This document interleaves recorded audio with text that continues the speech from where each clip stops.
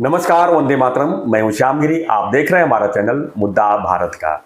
मुद्दा भारत का यानी मुद्दा है आपका। आज हमारे साथ मुद्दे में बैठे हैं कृपाशंकर सिंह जी, जो पूर्व गृह राज्य मंत्री हैं, बीजेपी के वरिष्ठ नेता हैं।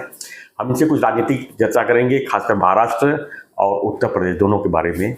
और दूसरी बात, जो पहलगाम घटना के बाद जो स्थिति बनी हुई है देश की, उसके ऊपर भी चर्चा करेंगे। सबसे पहले लेते हैं महाराष्ट्र के विषय में। महाराष्ट्र की अगर बात करें तो इसमें राजनीतिक चर्चा जो महाराष्ट्र में चल रही है वो ये है कि आने वाले दिनों में यहाँ पर चुनाव होने जा रहे हैं लोकल बॉडी के, और खासकर बीएमसी को लेकर जो है सबकी नज़र है, सभी पार्टियों नज़र है, और सबका एक ही प्रयास है कि उद्धव ठाकरे का किला इस बार मुंबई से ध्वस्त कैसे होगा। तो इसी रणनीति पर बीजेपी भी काम कर रही है, शिवसेना भी है, एनसीपी है, कांग्रेस है, सभी दल जो है लगे पड़े हैं। तो हम इसी पर चर्चा करेंगे। पहले सवाल पर कि आखिर में मुंबई में बीजेपी किस रणनीति में काम कर रही है, आगे का प्लान क्या है, क्या बीजेपी अकेले चुनाव लड़ेगी महाराष्ट्र में?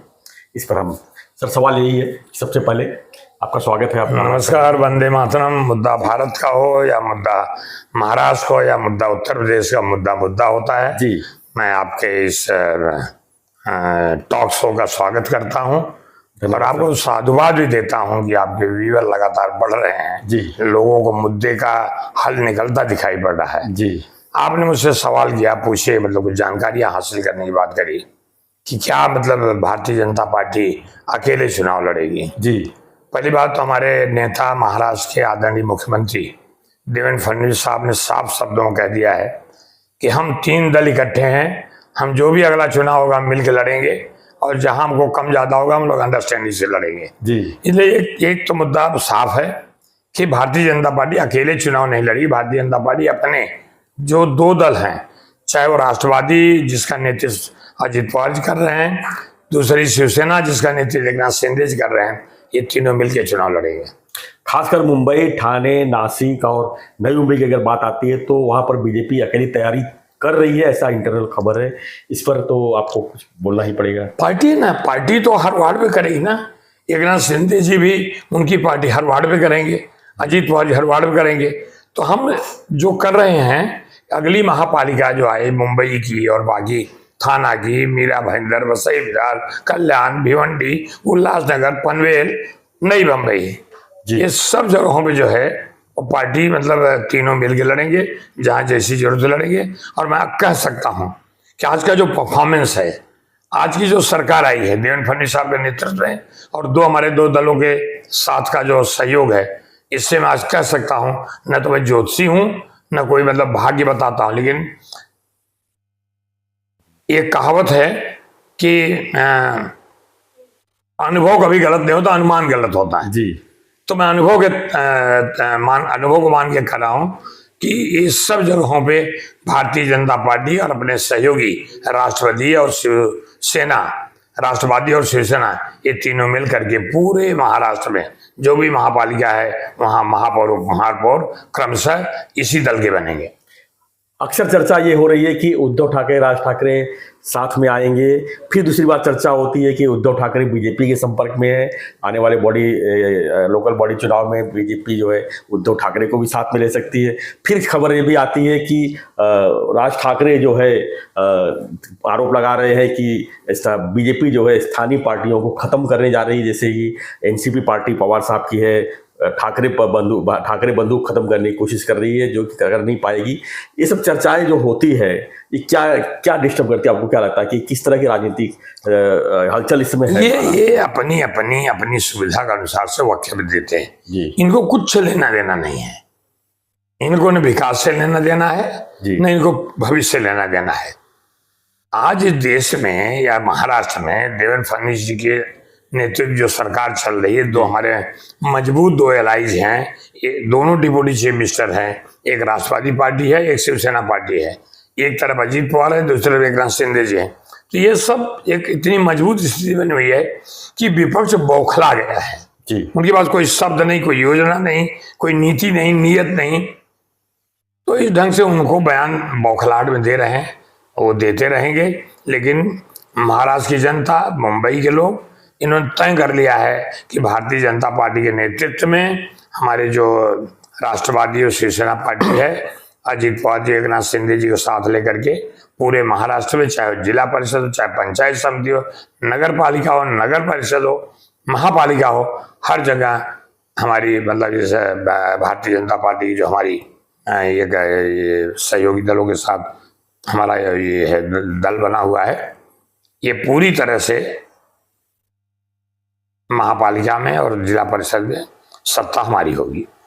सर, सत्ता तो हमारी होगी, ये बात सही है, लेकिन जिस तरह से अभी पहली बारिश हुई और जिस तरह से मुंबई पूरी तरह से बेहाल हुई, आप देख रहे हैं कि इस समय सत्ता जो है न तो शिवसेना के पास है, न किसी के पास है। प्रशासन के पास सत्ता है और प्रशासन जो है बीजेपी और सरकार के कब्जे में है। तो ऐसे में लोगों का अब उंगली उठ रहा है कि अब मुंबई कौन संभालेगा।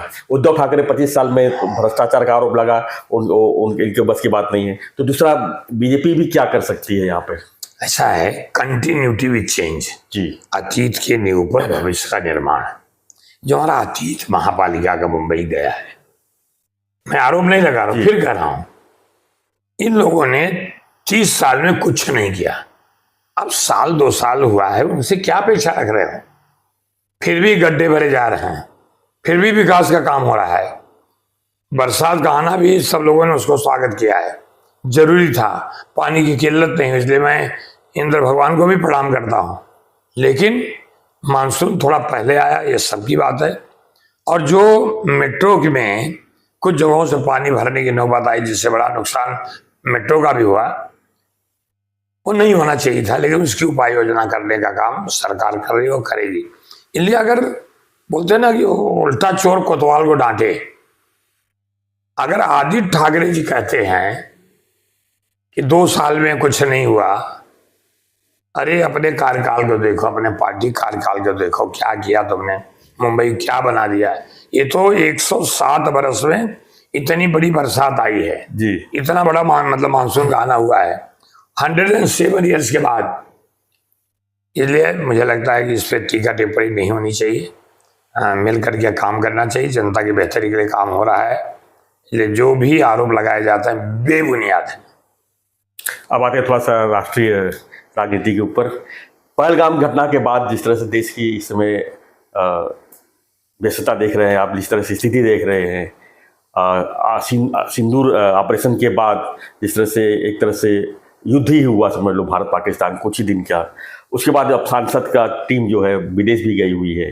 कुल मिला के मोदी जी का जो रणनीति को किस तरह देख रहे हैं आप? सलाम, मैं प्रणाम करता हूँ आदरणीय मोदी जी के विचार को, आदरणीय मोदी जी के नेतृत्व में चल रही सरकार को। हमारे सभी हमारे तीनों सेना के अध्यक्ष हों, हमारे तीनों सेना के चीफ हों और सेना के जवान हो, सेवाएं, उनको मैं प्रणाम करता हूँ कि ऐसी परिस्थिति में 22 अप्रैल को पहलगाम में 26 हमारी मतलब बहनों के सिंदूर मिट गए थे जी, और उसी के ऊपर ऑपरेशन सिंदूर के नाम पे 9 जगहों पे, 5 तो अपना पीओके में और 4 जो है पाकिस्तान के अंदर घुस के उनके जो आतंकवादियों के अड्डे को नष्ट किया है। मुझे लगता है कि जाबाज हमारे सेना के अधिकारियों से लेकर सेना में जो लोगों ने उसमें पार्टिसिपेट किया, उनको सबको प्रणाम। और प्रधानमंत्री जी ने पूरे विश्व में ये बताना चाहते हैं कि पूरे विश्व में आतंकवाद जो है ये सबसे बड़ा किसी देश का विकास को रोकता है, और पाकिस्तान जो है वो आतंकवादी ही बनाता है, आतंकवादी ही का ही अड्डा चलाता है, उसको दूसरा कुछ काम नहीं है। तो पूरे देश में एक्सपोज हो गया। अभी पता चला कि पाकिस्तान के प्रधानमंत्री सम्मानी ये क्या नाम उनका, शहबाज शरीफ गए थे, लेकिन क्या हालत थी उनको, ईरान ने और बाकी देशों ने कैसे उनको लौटाया। अब तो कंप्रोमाइज की बात कर रहे हैं आप, कंप्रोमाइज बात है, बट इनके ऊपर भरोसा करे कौन? हर समय जब तकलीफ में आते हैं तो कंप्रोमाइज बात करते हैं। सीधी बात, आदरणीय प्रधानमंत्री जी का सिर्फ 2 विषय बात होगी, एक पीओके और एक आतंकवाद जी। पहले आतंकवाद तुम खत्म करो, पहले आतंकवाद के अड्डे तुम उड़ाओ, और ये जिम्मेदारी ले लो कि पाकिस्तान की धरती पर एक भी आतंकवादी नहीं रहेगा। एक भी ये करो, इसके आगे बात करो ना। अच्छा हुआ उनके समझ में आएगा आतंकवादी, लेकिन वो मुझे नहीं लगता है कि उनकी कई बार ऐसी बातें होती है और टल जाती हैं। देश और हमारी सेना पूरी तरह तैयार। आप देखिए ना, जो डेलीगेशन गया है उसमें कोई ये नहीं कि कौन किस दल का है, जी सभी भारत का डेलीगेशन गया, भारत के सांसद गए हैं और तमाम सांसदों ने जिस ढंग से अपनी बात को, भारतीय हिंदुस्तान की बात को रखा है, मैं उन तमाम सांसदों को भी अभिनंदन करना चाहता हूँ, उनको साधुवाद देना चाहता हूँ। लेकिन सर सवाल यहाँ पर ये भी उठ रहा है अब कि 1 महीने के ऊपर हो गई घटना को, पहलगाम को, लेकिन अभी तक एक भी आरोपी पकड़े नहीं गए हैं। आखिर में वो आरोपी कौन सी बिल में छिपे हुए जो कि हमारे देश के जवान हो या चाहे अधिकारी हो, ढूंढ नहीं पा रहे हैं उनको। ऐसा है, कुछ विपक्ष के लोग बौखला गए हैं। आखिर उस दिशा में काम हो रहा है ना, इस ढंग की बात करके क्या बताना चाहते भाई? जो सांसद गए हैं अभी, मैं तो एक विद्वान जो सांसद है हमारा, जो पूरी वर्ल्ड में वो ये लोग उनको जानते हैं, वो चुनाव भी लड़े हैं, हमारे शशि थरूर जी। उन्होंने जिस बेबाकी से हिंदुस्तान की बात करी है, वहां जाके वो कुछ नहीं बोले। यहाँ कुछ लोग क्या होता है समझ नहीं आता है। और मैं कहता हूं कि इस समय राष्ट्र के साथ सभी राजनीतिक दल खड़े होकर कहना चाहिए, आगे बढ़ो, हम तुम्हारे साथ हैं। ये सब छोटी मोटी बातें करके क्या चाहते भाई? तुम आतंकवादियों की सपोर्ट करते हो कि पाकिस्तान सपोर्ट करते हो? थैंक। और ऐसी बात करने वाले मेरी निगाह में हिंदुस्तानी तो नहीं हो सकते। लेकिन ये बात तो सही है ना सर, आरोपी नहीं पकड़े हैं अभी तक। भाई आरोपी कहीं बिठाए हैं, पकड़े जाएंगे। कोई योजना कम पड़ रही है? ऑपरेशन सिंदूर विड्रा कर लिया गया क्या?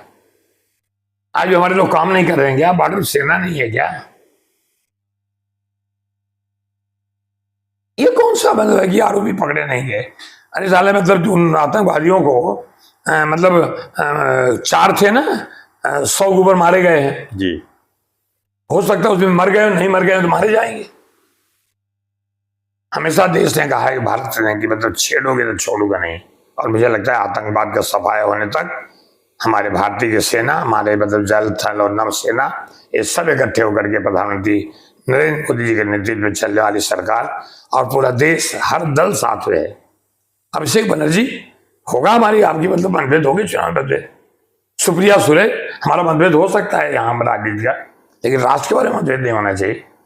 मुझे लगता है कि ये जो कभी कभी कुछ लोग हैं कहते हैं, एक आधा बढ़िया डॉक्टर से दिखा देना चाहिए। मैं उन पार्टी के नेताओं से कहूँगा कि मेरी हाथ जोड़ी प्रार्थना है, इस राष्ट्र के आज के इस दिन पर जो जहां पाकिस्तान के आतंकवाद खत्म करने की बात है, इस सारे लोगों का एक ही भाषा होना चाहिए, आतंकवाद नष्ट करो, आतंकवाद खत्म करो। सर आतंकवाद तो नष्ट होगा, आतंकवाद का कोई जात बात नहीं होती है। लेकिन इस घटना के बाद एक सवाल ये भी उठ रहा है कि हमारे देश में ही काफ़ी लोग ऐसे बैठे हुए हैं घुसपैठ बना के, जिनको बाहर करना जरूरी है। खासकर बांग्लादेशी हैं, रोहिंग्या हैं, पाकिस्तानी तो है ही, तो उन लोगों को किस तरह बाहर? एनआरसी कानून हो नहीं पा रहा है, लागू नहीं। मैं ये नहीं कहता हूँ 2014 के पहले के लोग हैं, मैं नहीं कहूँगा जी, लेकिन हैं तो हैं। कौन सी ऐसी प्रक्रिया है जो सरकार नहीं कर रही उनको भगाने की? उनका आइडेंटिफिकेशन हो रहा है, लगाए गए हैं, पहचान करके उनको भेजा जा रहा है, उनको किया जा रहा है। ये सब मतलब 2014 के बाद ही हैं क्या? ये सालों से है यहाँ पे कुछ भी बना के। इसलिए मैं कहता हूँ राष्ट्रीय मुद्दे पर पूरे देश के एक रहना चाहिए। हमारे आपके राजनीतिक डिफरेंसेज हैं, 5-10% हैं, उसकी लड़ाई लड़ो, उसके बारे में अपना पार्टी बढ़ाने के लिए कुछ भी करो, जनता के सामने जाओ, जनता जिसको चुनी देगी। अभी जनता ने चुन के दिया है कर्नाटक में, क्या कर रहे हैं लोग? जाके कर्नाटक सरकार को गाली दें, कोई मतलब है? इसलिए विपक्ष से रहा नहीं है, और जो भी है वो अपना एक दूसरे के बारे में अभी कहना नहीं चाहिए उसको। मुझे ये को कांग्रेस को गाली दे रहा है उत्तर प्रदेश, एक तो समाजवादी गाली दे रहा है, और एक कुछ कह रहा है, ये कुछ कह रहा है। लेकिन इस समय जरूरत है कि हर दल के लोग जिस ढंग से अपनी बात करते हैं उस पर अडिग रहे। सर सबसे एक छोटा सवाल आपके बारे में पूछ लूँगा। आपके बारे में अभी खबर ज़्यादा करके ये फैलती है कि आपका एक पैर जौनपुर में रहता है, दूसरा पैर मुंबई में रहता है, तो आप इसमें राजनीति कौन से स्टेट से कर रहे हैं, ये लोग कंफ्यूज हैं। मैं भारतीय जनता पार्टी के एक सिपाही हूँ जी। अब भारतीय जनता पार्टी जिन लोगों जो काम सौंपती है, वो लोग क्या अपने प्रदेश में रह जाते हैं? विनोद तावड़े जी ऑल इंडिया के जनरल सेक्रेटरी हैं, बिहार में काम करते हैं, महाराष्ट्र में भी काम करते हैं। दूसरे जनरल सेक्रेटरी हैं कैलाश विजयवर्गीय जी, वहाँ काम करते हैं, मध्य प्रदेश करते हैं।